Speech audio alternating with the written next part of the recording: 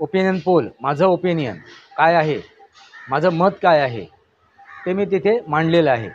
आणि भारतीय जनता पार्टीला 50च्या आसपास मी माझं ओपिनियन दिलं होतं. मित्रांनो, आज त्याचा निकाल लागला आहे, रिझल्ट आलेला आहे आणि तो रिझल्ट त्या दृष्टीने आपल्याला दिशानिर्देश करतो आहे.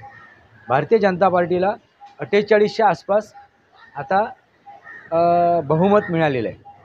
हा आम आदमी पार्टीचा पराभव झाला आहे. त्यापेक्षा सर्वात मोठा पराभव आहे तो एक आम आदमीचा आहे.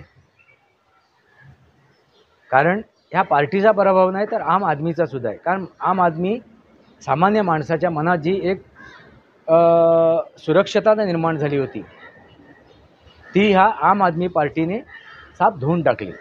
पण परत एकदा सांगतो, हा जो पराभव आहे हा एका आम आदमीचा आहे.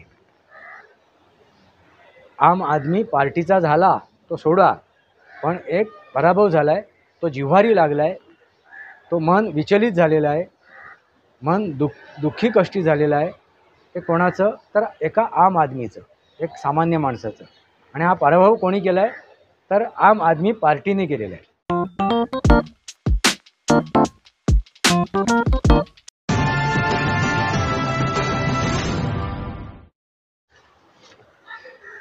नमस्कार मित्रांनो, वास्तवावर बोलू काहीतरी शृंखलेमध्ये पुन्हा एकदा आपलं स्वागत. मी आपला मित्र राजेश वासंती साबाजी केळुसकर.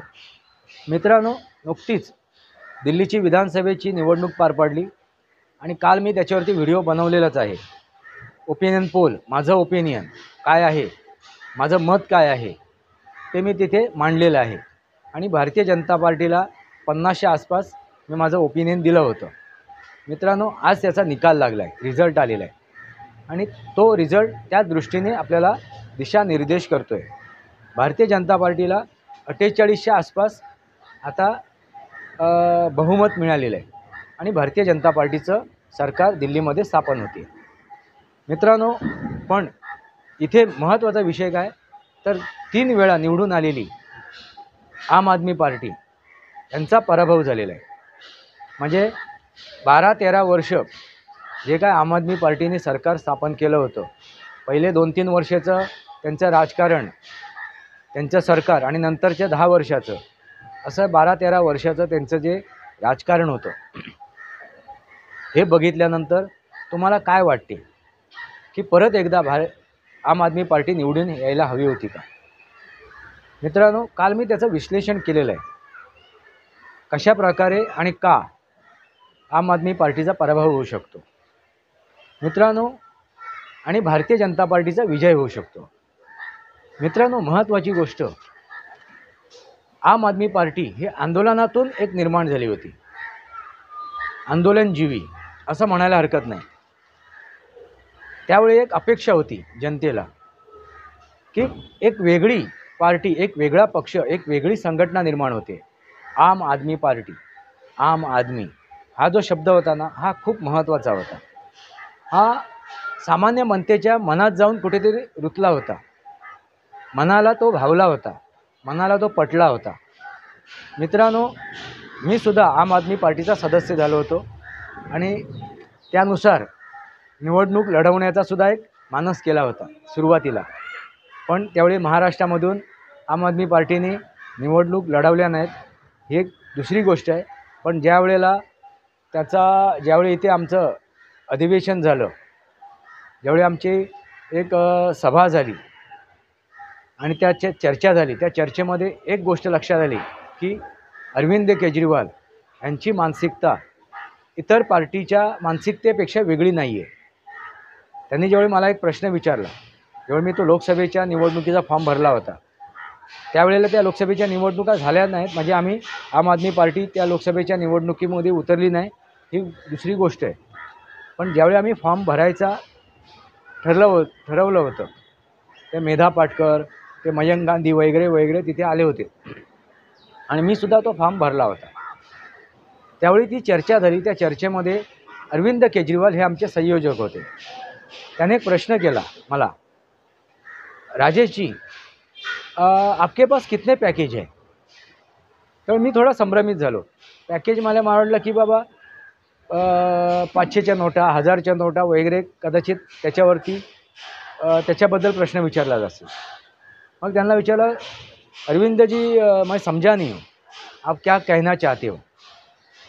मग त्यांनी सांगितलं की तुमच्याकडे तुमच्या म्हणजे तुम्ही जी लोकसभेची निवडणूक लढवणार आहात त्या लोकसभेच्या निवडणुकीमध्ये जो लोकसभा मतदारसंघ तुम्ही निवडणार आहात, जिथून तुम्ही लोकसभा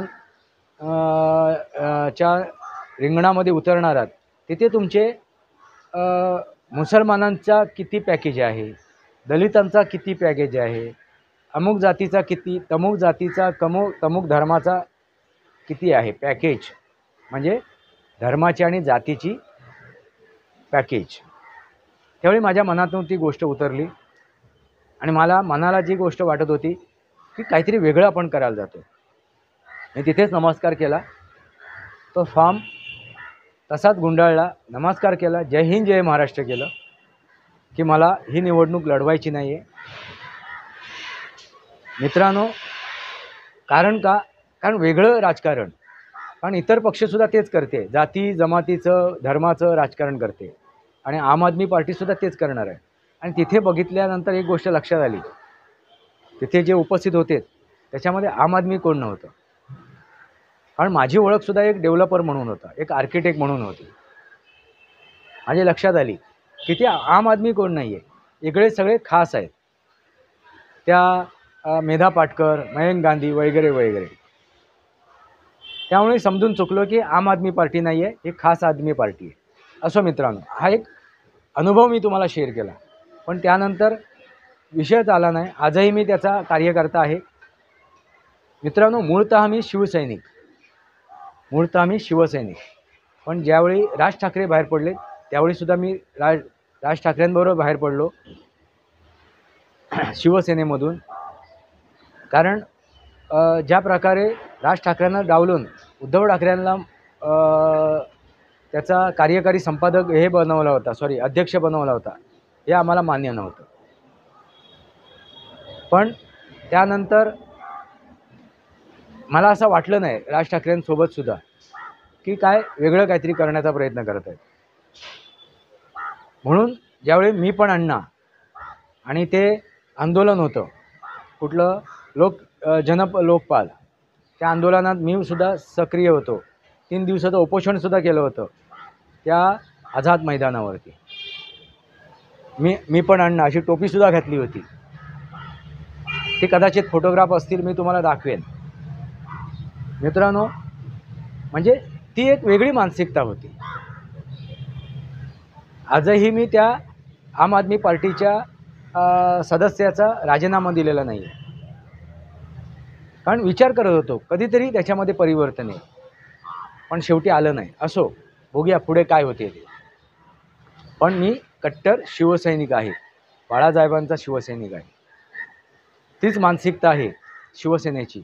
आम्ही रोडवर उतरून काम केलेलं आहे. असो मित्रांनो, माझी पुराणगाथा नको आहे. तर अरविंद केजरीवाल यांची मानसिकता मी थोडक्यात सांगितली, माझ्या बाबतीत जी आलेली. पण त्यानंतर हा जो पराजय आहे ना मित्रांनो, हा आम आदमी पार्टीचा पराभव झाला आहे. त्यापेक्षा सर्वात मोठा पराभव आहे तो एक आम आदमीचा आहे. कारण ह्या पार्टीचा पराभव नाही तर आम आदमीचा सुद्धा आहे. कारण आम आदमी सामान्य माणसाच्या मनात जी एक सुरक्षता निर्माण झाली होती, ती ह्या आम आदमी पार्टीने साफ धुवून टाकली. सामान्य माणसाच्या मनात एक वेगळी भावना निर्माण झाली होती, एक विश्वास निर्माण झाला होता, एक वेगळं राजकारणाचं बीज पेरलं जाण्याची एक विश्वास निर्माण झालं होतं. ते ह्या आम आदमी पार्टीने धुवून काढलं. मित्रांनो, हा सर्वात मोठा पराजय आहे. ना की त्याचा जो निकाल लागला आहे तो निकाल. ह्या 10-12 वर्षात जो पराभव झाला आहे आम आदमीचा, तो पराभव समजून घेणं गरजेचं आहे. आणि त्यासाठीच मी हा व्हिडिओ बनवतो आहे. भारतीय जनता पार्टीचा विजय कसा झाला, भारतीय जनता पार्टी आता सरकार बनवणार आहे, याच्यात दुमत नाही आहे. याच्यावरती मला चर्चा नाही करायची. चर्चा काय करतो आहे मी, तर आम आदमीचा पराभव झाला आहे. आणि आम आदमीचा पराभव करणारा कोण आहे, तर आम आदमी पार्टी आणि त्याचे संयोजक, त्यांचे कार्यकर्ते. संयोजक अरविंद केजरीवाल, त्यांचे कार्यकर्ते, त्यांचे नेते, ते आशिती मारीवाल, ती मनीष सिसोदिया, ते सचेंद्र जैन वगैरे वगैरे. मित्रांनो, यांनी जी काय राजकारण केलं दिल्लीमध्ये आणि जे काय राजकारण पंजाबमध्ये चालू आहे ते बघितल्यानंतर तो एक विश्वास होता, जी आशा होती ती धुळीस मिळालेली. आता ह्या पार्टीचा पराभव का झाला हे समजून घेऊ आपण. सुरुवातीला काय आहे, सुरुवातीकडून आपण जाऊ. ही आम आदमी पार्टीचा जो बेस आहे तो बेस कुठला होता तर आंदोलनाचा. त्या आंदोलनामधून ही पार्टी निर्माण झाली. पण आंदोलनाच्या दरम्यान आम्ही ठरवलं होतं की कुठलीही संघटना तयार करणार नाही, कुठलीही पार्टी, कुठलाही राजकीय पक्ष निर्माण करणार नाही, असं आम्ही अण्णा हजारेंना आश्वासन सुद्धा दिलं होतं. पण का कोणास ठाऊक मनात एक विचार आला की आपण बाहेर राहून, आपण समुद्राच्या बाहेर राहून कशी काय मासेमारी करणार, समुद्रात उतरावं लागणार मासेमारी करायची असेल तर. म्हणून आम्ही तो राजकीय पक्ष स्थापन केला. आणि हा राजकीय पक्ष स्थापन केला त्यानंतर धारणा ही होती की आपण एक वेगळं राजकारण करणार आहोत, एक सामान्य राजकारण करणार आहोत, एक वेगळी गती, एक वेगळी दिशा आम्ही ह्या देशाला देणार आहोत. ह्या स्वप्नाने आम्ही हे झालो होतो आणि ह्या विचाराने आम्ही ती पार्टी स्थापन केली होती. पण मुळात तसं दिसून आलं नाही. मित्रांनो, सुरुवातीला जे काय भाषा वापरली होती अरविंद केजरीवालनी की आम्ही पार्टी स्थापन करणार नाही, त्या शपथा घेतल्या होत्या. आम्ही नाही घेतल्या होत्या, पण अरविंद केजरीवाल यांनी घेतल्या होत्या. आम्हाला माहीतसुद्धा नव्हतं, आम्हाला ते ध्यानातसुद्धा नव्हतं की आम्ही पार्टी स्थापन करणार आहोत. हे अचानक समोर आलेला प्रस्ताव आणि तो आम्ही स्वीकारला होता. मित्रांनो, हे सुद्धा समजून घेणं गरजेचं आहे. पण त्यावेळेला जे काय अरविंद केजरीवाल यांनी जी शपथा घेतल्या होत्या, जी काय आश्वासनं दिली होती कोणाला, अण्णा हजारे यांना, ती त्यांनी पुसून टाकली. ठीक आहे, पण एक मनात एक हे निर्माण झालं, आशा निर्माण झाली, चला एक वेगळं आपण काहीतरी राजकारण करतोय, सामान्य माणसाचं राजकारण करतोय. आणि मी तुम्हाला सांगितलंच की तिथे सामान्य कोणी नव्हतं, सर्व खास होते. मित्रांनो, त्याच्यानंतर दिल्लीमध्ये सरकार स्थापन झालं, आम आदमी पार्टीचे सरकार स्थापन झालं. मुख्यमंत्री अरविंद केजरीवाल बनलेत आणि सुरुवातीला 2-3 वर्षाचं ते सरकार, त्याच्यानंतर 10 वर्षाचं सरकार तुम्ही बघितलं, म्हणजे 12-13 वर्षाचं ते सरकार तुम्ही बघितलं. मित्रांनो, ह्या दरम्यान जे अरविंद केजरीवाल यांनी खुद्द स्वतः जे घेतलेले निर्णय होते त्यांना बगल दिली, त्यांना युटर्न दिला. काय निर्णय होते त्यांचे, म्हणजे त्यांचा पराजयची कारणं सांगतोय. काय निर्णय होते तर आम्ही सामान्य राहणार, आम्ही लाल दिवे घेणार नाही, आम्ही एका 2-3 रूमच्या घरामध्ये राहणार, साध्या गाडीचा वापर करणार, अगदी सामान्य तऱ्हेने जनतेमध्ये मिसळणार, वावरणार. आम्ही सुरक्षा यंत्रणेचा सुद्धा फायदा उचलणार नाही, सुरक्षा यंत्रणासुद्धा घेणार नाही, आम्ही सुरक्षासुद्धा घेणार नाही. अशा सगळ्या ज्या काय वल्गना केल्या होत्या, आपल्या मुलांच्या शपथा घेऊन त्या वल्गना धराशायी झाल्या. मित्रांनो, ही महत्त्वाची गोष्ट आहे. आणि महत्त्वाची गोष्ट काय आहे, सर्वात मोठी गोष्ट, की आम्ही जे आंदोलन केलं होतं, जनलोकपाल, लोकपाल बिल आणायचं, लोकपालाला हे करायचं, नियुक्त करायचं. सुरुवातीला काही महिन्यासाठी लोकपालाला नियुक्त केलं गेलं दिल्लीमध्ये. त्यानंतर लोकपाल कुठे गेला, गायब झाला. आणि ज्यासाठी आंदोलन केलं होतं तीच गोष्ट आम्ही ह्या आम आदमी पार्टीने पूर्णत्वास नेली नाही, त्याच्यावरती ते कायम राहिले नाही. मित्रांनो, ही सुद्धा एक महत्त्वाची गोष्ट आहे, हे सुद्धा समजून घेणं गरजेचं आहे. त्यामुळे हा एक प्रश्न प्रत्येक वेळी उद्भवला, प्रश्न उपस्थित झाला की तुम्ही ज्यासाठी आंदोलन केलं त्या आंदोलनामधील महत्त्वाची गोष्ट तुम्ही काय केली नाही, नियुक्त केली नाही. आता पंजाबमध्ये सुद्धा राज्य आहे आम आदमीचं, की ते सुद्धा तीच अवस्था आहे, तीच परिस्थिती आहे. तिथे सुद्धा लोकपाल नाही आहे. जनलोकपाल, भ्रष्टाचारावरती अंकुश ठेवणारा, हे एक कारण आहे या पराजयाचं. दुसरं कारण काय आहे की त्याने दिल्लीमध्ये सरकार आणण्यापूर्वी ज्या काय बुमरँग केलं होतं, जी काय भाषा वापरली होती, जे काय आरोप लावले होते विविध पक्षांच्या नेत्यांवरती, म्हणजे लालू प्रसाद यादव, अखिलेश यादव, त्यांचे मुल्ला मुलायम सिंग, ममता बॅनर्जी, राहुल गांधी, सोनिया गांधी, अगदी नितीन गडकरी, म्हणजे बी जे पीच्या, समाजवादीच्या, काँग्रेसच्या, तृणमूल काँग्रेसच्या, अनेक पक्षांच्या नेत्यांवरती त्यांनी जे आरोप लावले होते भ्रष्टाचाराचे, ते आरोप ते सिद्ध करू शकले नाही. फक्त आरोप लावले.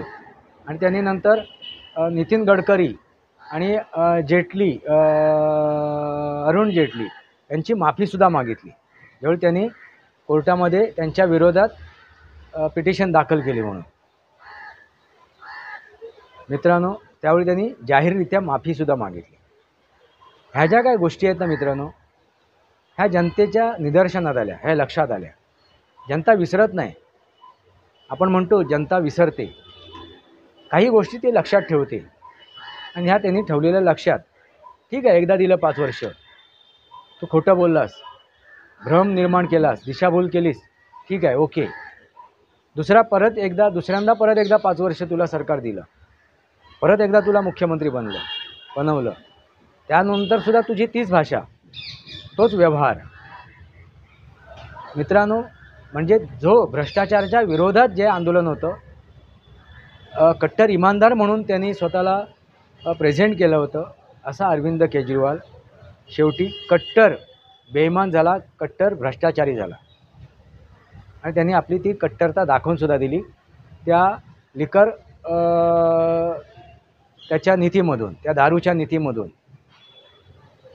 मित्रांनो, लक्षात आलं का? परत त्या ज्या काय बसेस त्यांनी दिल्या दिल्लीला, त्याच्यातूनसुद्धा तो भ्रष्टाचार केला.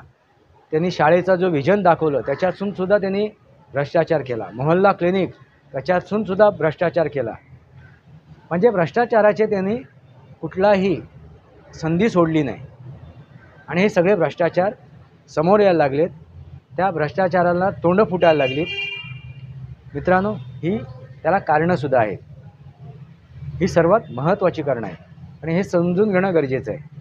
आणि दिवस रात्र त्यांनी फक्त काय केले, आरोप केले. ते आरोप सिद्ध नाही केले. सिद्ध करून देण्यासाठी त्यांनी कुठलाही प्रयत्न नाही केला. मित्रांनो, लक्षात घ्या, हे सुद्धा समजून घेणं गरजेचं आहे. हे आरोप केलेत, आरोप लावलेत, पण ते सिद्ध नाही केलेत. ते सिद्ध करण्यासाठी त्यांनी न्यायालयात धाव नाही घेतली. म्हणजे विचार करा मित्रांनो, त्यांनी फक्त आरोप लावले, बिनबुडाचे आरोप. याचा अर्थ काय झाला? हे सगळा खोटेपणा होता, खोटा नॅरेटिव्ह होता. आणि ह्याचेच हे परिणाम आहेत. आता नुकताच त्यांनी निवडणुकीच्या दरम्यान अगदी शेवटी हरियाणा सरकारवरती त्यांनी आरोप लावला. तो म्हणजे काय? हरियाणा सरकारने नर्मदा नदीमध्ये विष टाकलं आहे, विष पेरलं आहे. आणि ह्या विषामुळे दिल्लीमधील जनतेची हानी होणार आहे, जेनोसाईड होणार आहे. अनेक दिल्लीचे लोक मृत्युमुखी पडणार आहेत. आणि हा छोटा मोठा आरोप नव्हता मित्रांनो. असा आरोप त्यांनी एका सरकारवरती, एका राज्याच्या सरकारवरती लावला. आणि ते त्याचे पुरावे देऊ शकले नाही.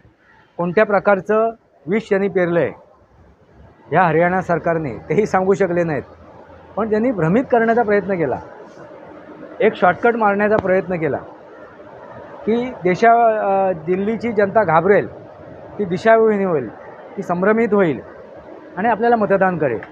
आणि काही प्रमाणात मित्रांनो दिल्लीची जनता संभ्रमित झाली, दिशाभूल झाली, भयभीत झाली, भयक्रांत झालीसुद्धा. त्यामुळे त्यांचे जे काय आता 20-22 उमेदवार निवडून आले आहेत ना, त्याला कारणसुद्धा ते आहे. दुसरं, मुसलमानांना एक भीती दाखवली गेली.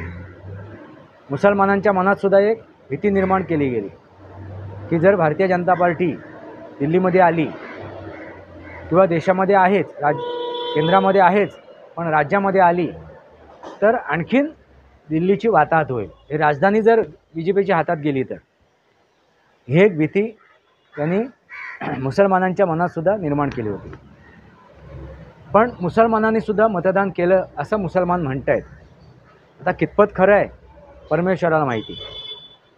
पण एक साजिद रशिदी म्हणून आहेत, एक मुल्ला मौलवी, त्यांनीसुद्धा नुकतंच एक वक्तव्य केलं आहे आणि निवडणुकीचे रिझल्ट लागण्यापूर्वी त्यांनी वक्तव्य केलं आहे. म्हणून आपण म्हणू शकतो कदाचित त्यांनी भारतीय जनता पार्टीला मतदान केलं आहे. ते काय म्हणाले, आम्ही भारतीय जनता पार्टीला मतदान केलं आहे. त्यांनी दाखवलं मतदानाचा खूण, हे बघा. आणि काही सांगितलं की मी भारतीय जनता पार्टीला मतदान केलं आहे. आणि का केलं आहे तर मुसलमानांच्या मनातली भीती, भय काढून टाकण्यासाठी. भारतीय जनता पार्टी आपल्याला अछूत नाही आहे वगैरे वगैरे अनेक कारणं त्यांनी सांगितली. असो मित्रांनो हा विषय. पण याचा अर्थ असा नाही की साजिद रशिदीने खरोखरच भारतीय जनता पार्टीला मतदान केलं असेल. मी असं का म्हणतो आहे, कारण साजिद रशिदी यांचं एक फाउंडेशन आहे आणि या फाउंडेशनची आता जाच पडताळ चालू आहे, चौकशी चालू आहे. मित्रांनो एक लक्षात घ्या. आणि त्यांनी जी काय विधानं केली होती मध्यंतरी काळात ह्याच्यावर येऊन, मीडियावर येऊन, न्यूज चॅनलवरून, त्याचनुसार त्यांच्यावरती ॲक्शन घेतली जाईल, त्यांची चौकशी होईल. कदाचित ही भीतीसुद्धा कदाचित त्यांच्या मनात असेल आणि ते समजून चुकले असतील की भारतीय जनता पार्टीचा विजय होतो आहे. कारण तसेच ओपिनियन पोल येत होते, तशीच हवा दिसत होती दिल्लीमध्ये मित्रांनो. त्यामुळे कदाचित त्यांनी येऊन सारवासारव करण्यासाठी, आपली बाजू सांभाळून घेण्यासाठी भारतीय जनता पार्टीच्या बाजूने आपली वक्तव्य केली. ज्या भारतीय जनता पार्टीबद्दल आपला सॉफ्ट कॉर्नर दाखवला असेल मित्रांनो. किंवा जे मुसलमान आता मीडियासमोर येऊन, कॅमेऱ्यासमोर येऊन मान्य करतायत, स्वीकारतायत की आम्ही भारतीय जनता पार्टीला मतदान केलं आहे, असू शकतात. पण जे आहेत, असं नाही की लोकसभेच्या निवडणुकीमध्ये सर्व सरसकट लोकांनी भारतीय जनता पार्टीच्या विरोधात मतदान केलं मुसलमानांनी. त्यामुळे महाराष्ट्रामधील किंवा हरियाणामधील मुसलमानांनी भारतीय जनता पार्टीच्या विरोधातच मतदान केलं असेल असं आपण म्हणू शकत नाही. काहीतरी 0.1% किंवा 1%, 2% मतदान झालं पण असेल. असो मित्रांनो, विषय तो नाही आहे मुसलमानांनी मतदान केलं की नाही भारतीय जनता पार्टीला. म्हणजे हे एक कारण होऊ शकते. म्हणजे खरोखरच दिल्लीमधील मुसलमानाने जर भारतीय जनता पार्टीच्या परड्यात आपली मतं टाकली असतील तर हाही आम आदमी पार्टीचा पराभव आपण कारण आपण समजू शकतो. आणि दुसरं कारण मी सांगितलं महत्त्वाचं, ते म्हणजे हरियाणावरती जे काय विष पेरल्याचा जो आरोप लावला गेला, त्याच्यामुळे काही लोक संभ्रमित झाली असतील.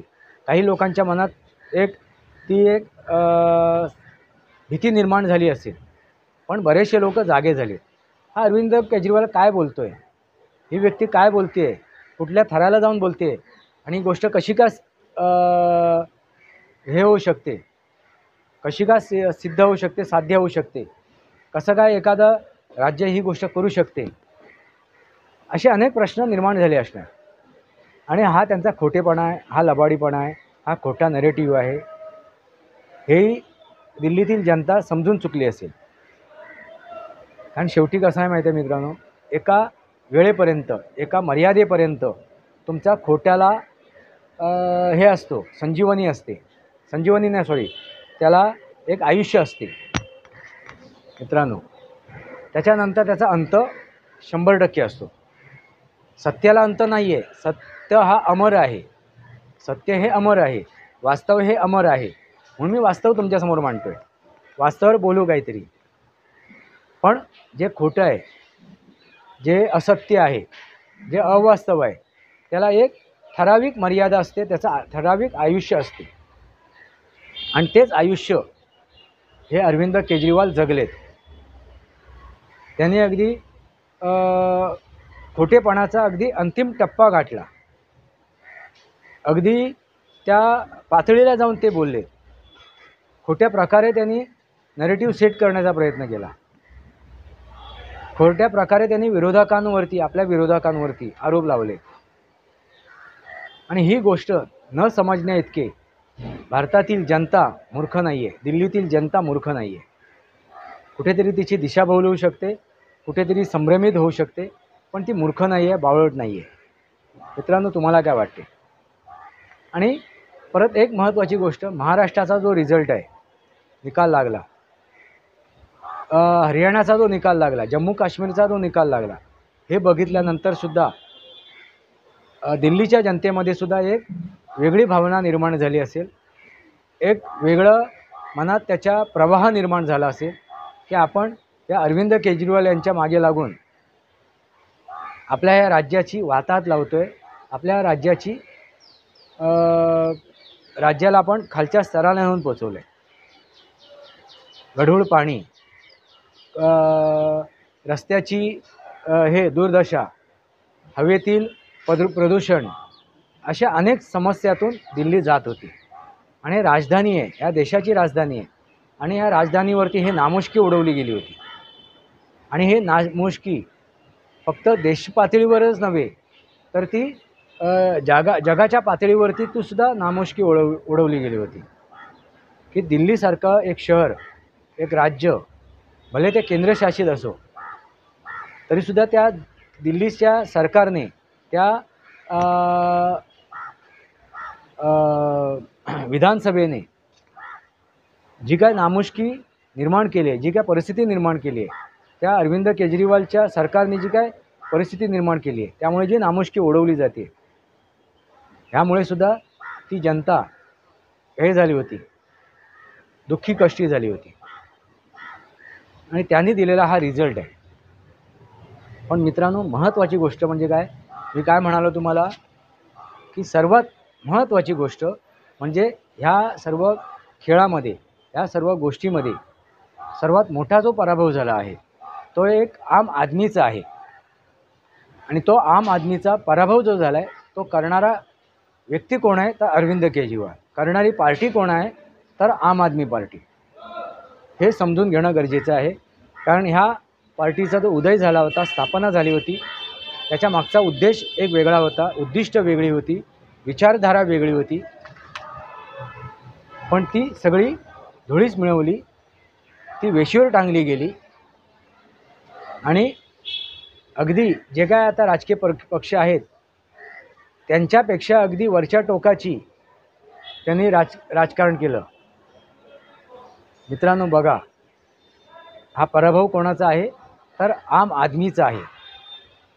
आम आदमी पार्टीचा तो पराभव झाला, दिल्लीमध्ये त्यांचं सरकार गेलंच, पण हा पराभव हा जिव्हाळा कोणाच्या लागला आहे, कोणाच्या जिव्हेरी लागला आहे तो आम आदमीच्या.